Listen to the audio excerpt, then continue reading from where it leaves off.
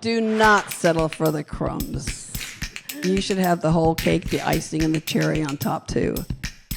Welcome back, everybody, to the Crumbs, episode 24. This is probably our favourite episode so far. We haven't recorded it yet, but we're preempting because we've got superstar Aussie basketball legend Sami Whitcomb, Opals, Phoenix Mercury, two-time WNBA superstar championship winner, amongst many other things, mother of two beautiful kids, and we'll come back to your family a little bit later, Sami, but welcome to the podcast.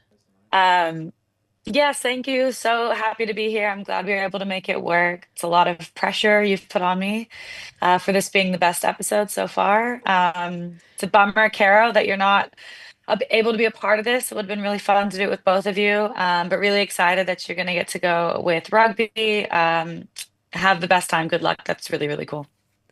Thanks, Sami. So good. I want to kick it off from the top, and I'm going to try and keep this really recent and talk a lot about Phoenix and talk a lot about the season because it's becoming it's what a ride so far. But I do want to go back. So it's been a journey. Undrafted 2010, two-time WNBA champion with Seattle Storm. You know, played alongside some of the greats, including one of my favorite all-time, Sue Bird. You played in New York, now in Phoenix. What is it like to be a WNBA player? What a question. Yeah, look, it's the dream for a lot of us, right? So there's that side of it where you're just so grateful. It's so much fun. It's so cool. It's all of those things still. Um, but it's a grind. It's incredibly challenging. It's incredibly taxing. It is mentally and physically. Every single day it has its own and different challenges that it poses.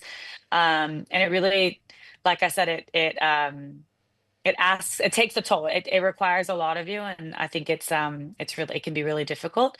But it's still one of my, favorite things that I get to be a part of. I love coming back to the WNBA every season and getting to play amongst the best players in the world.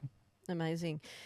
You've seen a lot. I mean, you've seen the growth of this league to be what it is now. I was in Vegas a few weeks ago, and I was really lucky. I caught up with Asia, has been one of the best players for a number of years now, and she was asked a question in the media. What's it like seeing the growth? And at the time, it was All-Star game voting, and what do you think, and what about this player and that player? And I thought her response was really classy. It was, whoever can help grow this game, I'm all for it. Like, is that how you feel? And being around the clubhouse with the Phoenix, is that how you guys see it?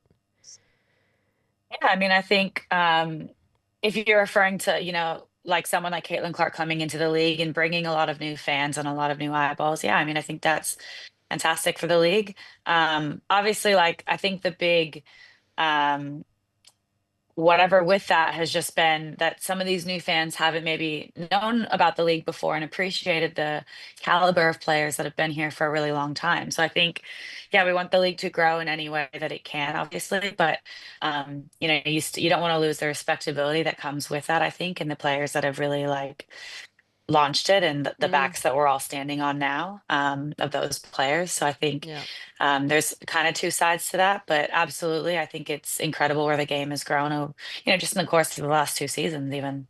It's tough, isn't it? Because, again, one of the all-time greats, Diana from Phoenix, and it was cool to see her back a couple of weeks ago with Penny Taylor, Sue Bird, some of these players who fans of the game now, they may not even know who they are. Like that is, do you find that like it's weird, but it's kind of frustrating? So I get how some players can be like, well, hang on.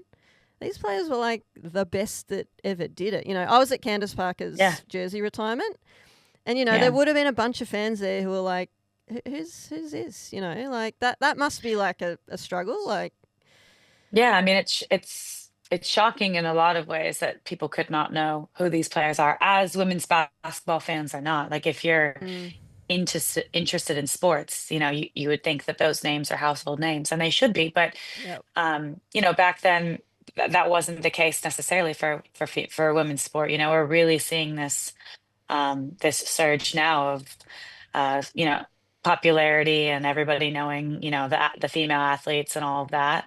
Um, so I think again, that's really exciting. Mm-hmm. But it is sometimes frustrating when, Mm. people are asked their favorite female sport, ever, and it's all just current players. Yeah. Like I think that's the part where it's like, well, we want to make sure we're still including some of these incredible female athletes from before, and making sure that they're still getting, their flowers, as people are saying. 100%. Like, I think that was a great response. Hey, let's bring it back to the Mercury. I want to talk about the season. And first of all, Yeah. and I mentioned mum of two, and you were just talking about your family being back in WA. Perth is a beautiful place, by the way. I'm in cold Melbourne. I think it's probably a bit nicer in Perth at the moment. But the fans recently, sorry, the players recently voted the best run organisation outside of their own Mhm. was Yeah. Phoenix. I'm sure that came as no surprise to you. Yeah, honestly, it didn't. I think they just have a reputation now, and part of it is, Todd does such a good job of, even in the off season when they were doing recruiting for free agency and stuff, showing the facilities off and highlighting all the amenities and everything that they provide. Mm. But yeah, since being here, it's a super easy answer, and I think there's no question that everything that they provide, how they support us. From the very top to the very bottom is I think just unmatched in the league, and hopefully that doesn't stay that way. Hopefully that, I think that's the standard, and you can see across the league that teams are striving to reach that with the facilities, with everything that they're trying to provide. But it came as no surprise to any of us that Yeah. was how people felt. Yeah, very cool. You weren't really on the radar, the Mercury. I mean, coming into the season, and of course, everyone's talking about Indiana Fever, and we've already mentioned the recent sort of players who've come into the league, and I understand people's interest with that, but obviously the two teams who played off for the championship last year, so Liberty ended up at.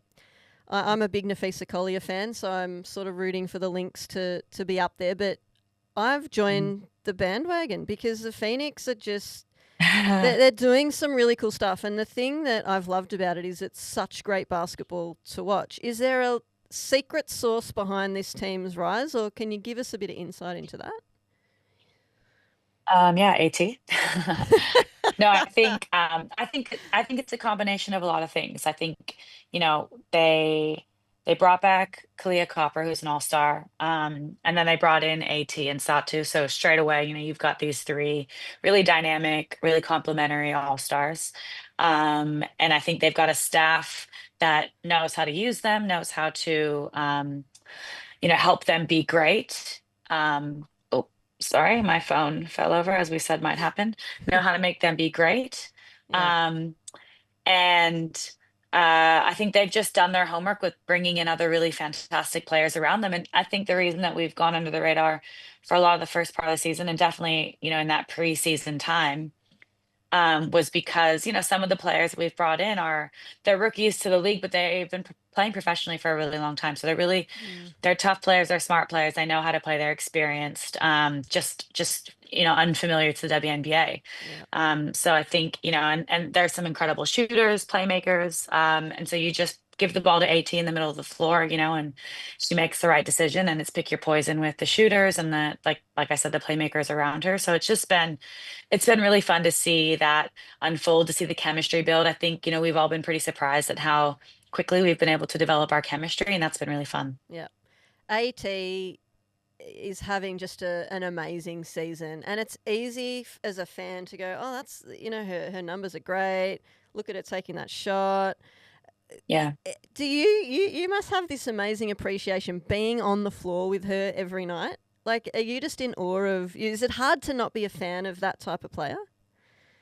Yeah, I think it is. And I think, I've said this before, like, I think you can't, it's hard to fully appreciate, I think, someone like AT without being like her teammate. Like, I think, you watch it from afar and you're like, oh yeah, that's impressive. That's amazing. All those things. But I think when you see it every day, when you're around it, when you see what teams throw at her, when you see, the prep she does, when you see, just what goes into her Mm-hmm. being the player that she is, Yeah. I think that's the only way you can really, really appreciate how special she is and how good she is. So that's been really fun to witness that, to be a part of it.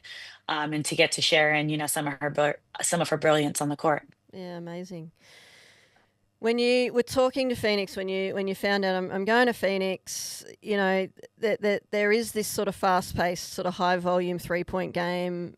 When they were talking to you when you came in, were you like, "Sweet, this is me. Like I know I can sort of fit into this environment." Did you think that straight off the bat, or were you did you go in and sort of move into that and get used to it? How did that work? No, I mean, I definitely thought this is where I wanted to go. They were my number one choice from before free agency, but then definitely when free agency calls came and I spoke to them, like it was just a really great conversation. You could see that a lot aligned. What they valued, sort of in me and my game was really kind of great to hear. And it wasn't strictly 3-point shooting, which was really nice as well. Mm-hmm. But yeah, I mean, hearing that they wanted to shoot the most threes in the league, and if you're open, it's a good shot kind of thing, no matter kind of the time, shot clock, all of that. It's like we want to get shots up, we want to shoot threes, and Mm-hmm. all of that sort of suited. And AT, someone that I've tried to play with a number of times previously, so that was a big part of it as well.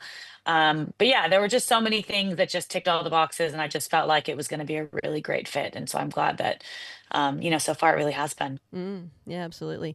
Hey, in the off season, I was talking with Caro, and we had to pick our who's going to be the pickup of the off season, and I picked Dewana because I thought her going to Indiana, they needed players who had Huge. experience. She could come off the Yeah. bench maybe and shoot a few points. It didn't work out, but I still think I could win this in contest with Caro because I feel like she could play that role for the Mercury. What's it been like having her in the locker room? Um, yeah, look, I think we're really lucky with the pickup of DV, obviously. To get someone of her caliber at this stage is pretty fortunate. And yeah, I mean, she's an all-time great. So she just brings so much experience, so much wisdom, so much knowledge. And she just wants to help us win, help us be better, all those things. So I think it's going to be our job to, I think help make her comfortable, help make her feel like she can be the great player that she is here. But yeah, I think we're super excited about the fact that we get to add somebody like her at this stage. Amazing. It's a good lead in to my next question because you are an Opal and it's pretty much bang on 12 months since the Paris Games where the Opals won a bronze medal, an amazing, amazing achievement. And, Caro and I love our debates, and we had a debate about this. Caro didn't think LJ should have been selected, and I did, and I talked about the importance of, the best to do it, being in the locker room, being on the bench, being around the team, and what they add outside of being on the court. As someone who was there, like, what was it like having LJ in that team to go to the games again? Yeah, no, I mean, you said it. She brought so much. Her experience, like, she was unflappable, in any of those moments. And I think having someone like that on the bench, in the locker room, on the floor, depending on the game and the moments, it was, I don't think you can really, like, it's invaluable. You can't really put, Mm, I think, a weight on that. Like, it's one of those things that I think, yeah, like I'm sure you could argue it either way for a lot of reasons, but I think like the part that you can't argue is that part to me. Like nobody will understand or know the value that she brought for us, because it's not a measurable thing. It's mm, like it's not just a statistical points. This many minutes, this whatever. It's like she had a toughness. Um, a desire, a ferocity that was really contagious. And when we needed that, she was there. She was there to like ease us a little bit after that Nigeria game, even though it was um, a pretty tough blow at the time. And when I say ease, I don't mean she was soft with us. Like she lit a fire under our asses, like, but at the same time, it was like, but we can still do what we're here to do, like it's that combination of like knowing when to sort of, like I said, light that fire, but also knowing how to like dial it back and really refocus the group. So I think those are the types of things that she brought.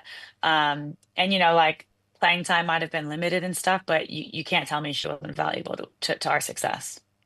bang on. Thank you. Sami has clarified, Caro. You were wrong. I want to say again, but she's right sometimes, Sami. Hey, let's talk about the GOAT LJ, the importance of her being there. Some of the, even just the vibe she brings to that group, right? Yeah. And then you've got Jade Melbourne. I mean, and I don't like always singling out players, but let's look at it from this point of view. You got this the GOAT who's done it all, WNBA, WNBL, playing Yeah. everywhere around the world, domination. And then you've got this up and coming superstar playing in Canberra, doing some great things with Washington and sort of finding her feet in the WNBA. Like you can't put a measure on those things either, right? Like she had a standout Olympics, by the way, Jade Melbourne, but having someone like that there with you for that event, like surely that just must go beyond any coaching, any other things you can get as a young player.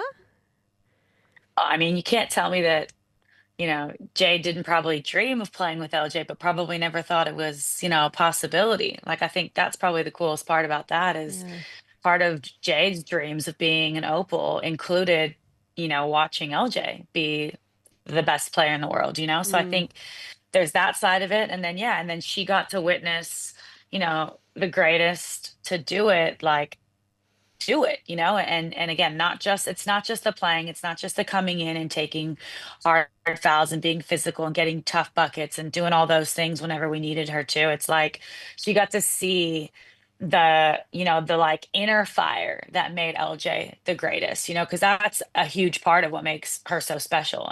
So I think it was really cool for Jade to get to see that. And I think it was incredible for her to get that experience alongside her. I think it's something I'm sure, remember the rest of her life.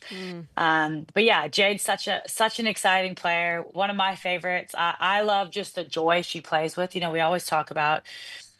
She's always smiling. Whatever the situation is, like she loves being on the court, and that's contagious as well. The same way that LJ's toughness and grit is contagious. Her just pure joy for competing is contagious. And it was really, really fun to get to do that with her at the Olympics. Yeah, amazing insight. So bronze medal, pretty just amazing, and it was such an amazing thing to watch from back home. I can't even imagine being there. Bendy gold, so you came back WNBL champions with Bendigo, two-time WNBA champion with Seattle. Where does the Olympic bronze rank for you? I mean, it's really hard to rank. Right on top. Yeah, right on top. Yeah. Yeah. I don't think you can. Yeah, I don't think you can go past it or overlook it. I think it's something that everybody sort of dreams of. And I think when I think about how hard we worked, that group in particular, how special that group is. To me, how much those relationships and those people mean to me, what Australian basketball means to me in terms of my family, in terms of my life, in terms of my career. That's like I love. Don't get me wrong.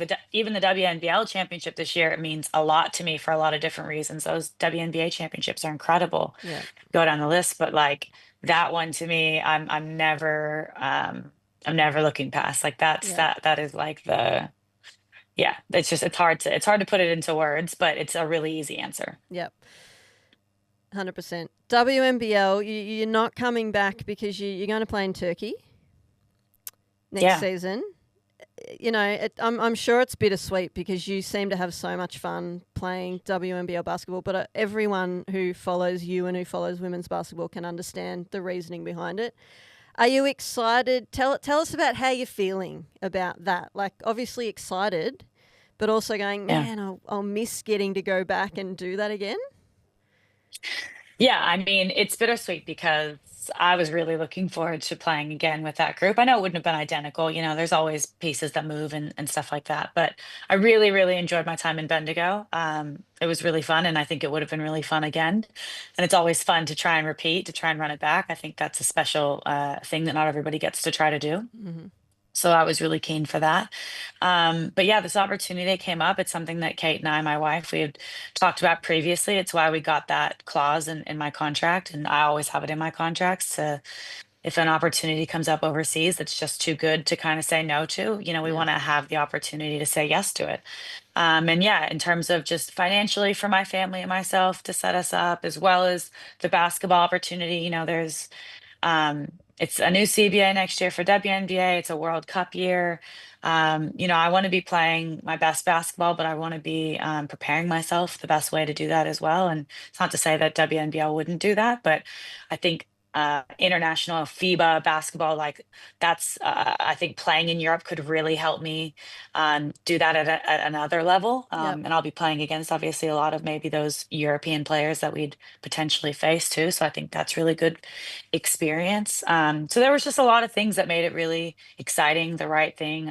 We'd been to Istanbul before when I'd played there, but it was a COVID year still kind of, so we only got Yeah. to play for a little bit and we didn't really get to experience it the way that we wanted to. So we kind of thought it'd be fun to go back as a family. Probably the last, European hurrah that we'll kind of have at this stage of my career. So Mm. it just felt like the right opportunity. Awesome. What a great opportunity and great insight to hear that too. Opals, let's talk Opals for a second. So the girls had a big win, Asia Cup win. Huge, Like, huge. was it cool following? And I follow you on socials and I saw Yeah. you getting around the girls a lot. Like, how Yeah. hard was it not to be there, but also how cool was it to follow it? Oh yeah, I mean, I really wanted to be there. You always want to be there for all of it, but in particular tournaments. Tournament play is just so fun. It was really fun to watch though, and to get around them and to see them get around each other. They were a really, really fun, exciting, special group. I thought they bonded really quickly. They all got around each other. There were a lot of I know there were only a couple of like proper debutantes, but there were a lot of like, kind of new faces that we hadn't seen for a while or we hadn't seen like at this stage. So Mm. that was really exciting as well. Mm-hmm. Some of my faves, I'm a real big Woody fan. So it was Yeah. really fun for me to get to see her, Willie as well. I was really excited to see her at this stage for 5-on-5. She's had such an incredible run lately. Mm-hmm. So that's been really fun. So yeah, I was thrilled to get to watch it, to get to see it, to see them have success, to see them play with such joy. There were so many great takeaways from that tournament. So yeah, super, super exciting. We saw some of the veterans take the reins. What was it like seeing the passion in the faces of the girls when when Tess was there, sort of handing over the reins to them? Like, Yeah. you had a bit of a tear in your eye too, but I did when I was watching it. Like, what were those emotions when you saw those things on socials? Oh yeah. I mean, you can just, from your own experiences, you can put yourself there and just imagine what they're feeling, the pride, the elation, all of those things. So yeah, like it does, it brings, it's really emotional. It brings a lot of those types of feelings to the surface. And so it was really exciting to see them Mm-hmm. embrace those emotions. And Madge is, the first one to, cry at anything. She wears that big heart of hers on her sleeve, and we love that about her. And so it's nice that, it creates this environment of, you can feel vulnerable, you can show those things, you can just, if you're happy, cry, like Mm, let it all out kind of thing. And so yeah, it was really beautiful to see all of that. And yeah, I thought Kayla did such a great job of leading them and mm-hmm. being that sort of passionate leader that she is as well. She also is an emotional, like passionate, fiery person. So that was really fun to see all those things unfold. Yeah.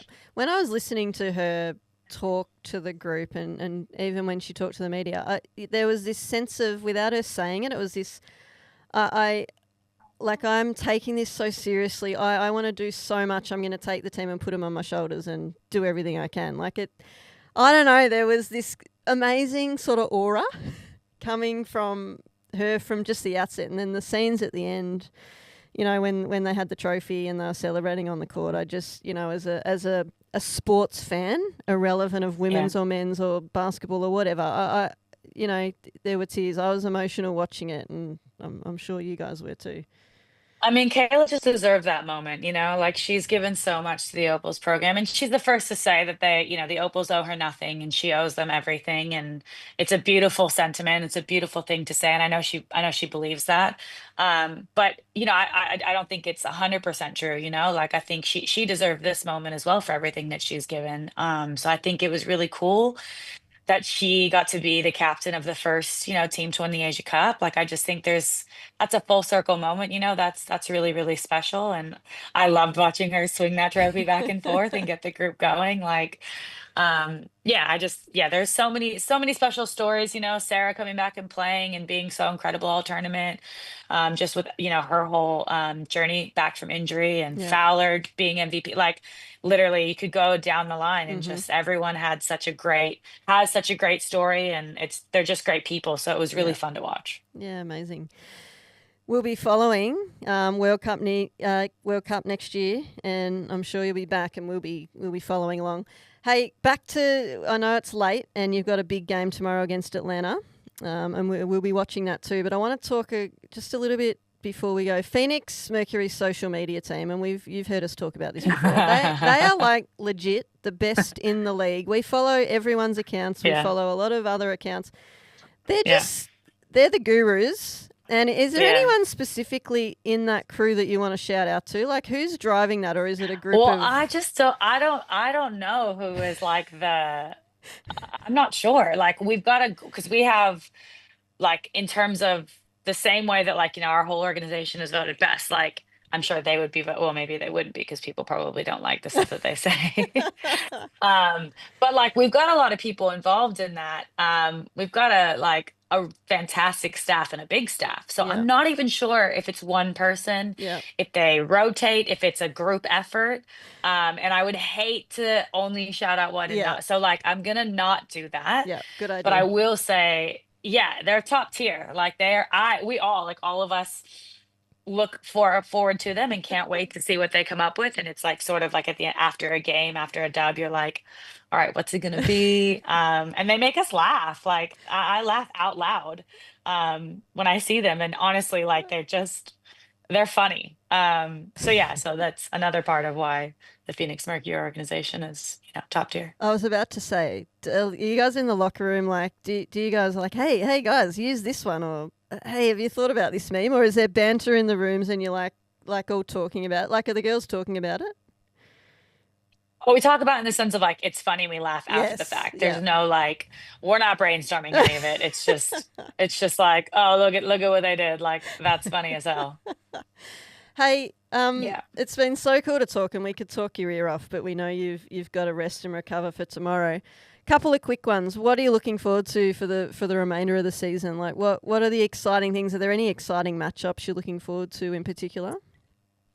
Um, I mean, I think they're all fun, really. I feel like it'll be fun to play LA again, like with Brink back. I think it'll be fun to play New York with Meesman because she's such a fantastic player. Like, Hmm. there's a lot of fun matchups and stuff, but really, like, I think it's right now we're at a point where it's like every game is really important. You want to be your best every game, and this last bit is sort of a sprint. But it's like, we do still have like 20 games, so it's also like, Yeah. you can't but it's going to go fast. Like the last bit of season goes so quick because there's just so little time after Mm. All-Star break. So, there's not a lot of time to recover. So I think I'm just really looking forward to seeing how we can come together and really fit all these pieces together. Like I said, because I really believe in this group. I think we have so much talent. Yeah. Um, and so I'm really excited to see how that unfolds and to just hopefully keep playing some really great basketball with this group.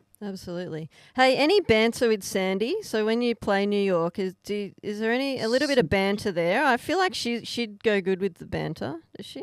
She is good with banter. I feel like uh the only time we've ever had any like where we're close enough and in range, I think was in New York when I was taking the ball out. And I just gave her like a little shove brush, and so then she gave me like a hug. Because I hadn't got a chance to see her pregame at that game. Yeah. So there always is if there's opportunities, because she's definitely like, as much as she's serious and wants to win, she's good for a laugh. Like she's also not super serious like Yeah. that. Yeah. Um, so yeah, so like if the moment comes up for sure, but I've never had the banter as such. I've had more of the like, hey, get out Yeah. of here. Yeah. You're in my space kind of What thing. What about the other Aussie girls on the court? Well, Beck actually told this story previously, so I'm just repeating it because she told it on a different podcast. Someone asked like a funny like what if like maybe a favorite funny moment was or something like that. And we were playing each other. I think she might have still been in no, she was in Phoenix, so maybe it must have been last year. Whenever it was, we were playing each other, and she, whatever, passes the ball or does something, and like after the fact, like properly slaps me in the face, but like very unintentionally. It was like from the follow through, and we both just started laughing on the court because it was so like outrageous.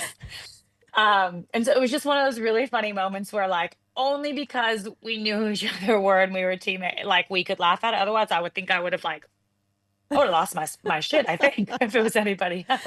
Oh, that's But we just awesome. started laughing because we didn't know what to do. And then after the game, we talked about it. And yeah, I remember watching her. I think actually she might have been doing a broadcast and someone asked her that and she said it. And I was listening and I was like, yeah, that's actually really funny. That is very funny. Hey, last one. Yeah. What's on your radio? Oh, sorry. What's on your phone? What are you listening to when you're in the gym? When you're shooting pre-game? Any favorite tunes at the moment?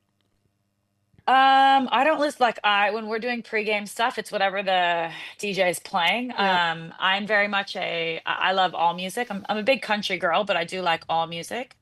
But in terms of pregame pump ups and in terms of like if I do pick some songs or whatever, I go to Pink all the time. I just love Yeah. a good Pink like power ballad or just like, one of her just like, I don't know, old ones that you can just, she just pumps you up. I don't know, there's something Yeah. about Pink that just gets you going. So yeah, she's probably my go-to for that kind of stuff. Good choice. Sammy, you're a superstar. We've loved following you this season and before this season. Thanks. Caro's very upset she's not here. But when you get into the finals later in the season, we'll get you back on Yeah. and have another Deal. chat. Big thank you for joining the Crumbs and thanks for following us. We don't have a lot of followers, but we appreciate having some of the greats around the world playing women's sport, particularly basketball, following us. We are few, but we are mighty. You're an Thanks for having me. amazing lady. Thanks, Sammy. Good luck tomorrow against Thank the you, Dream. Have a guys. good game. Thank you. Thank you. Bye. Bye.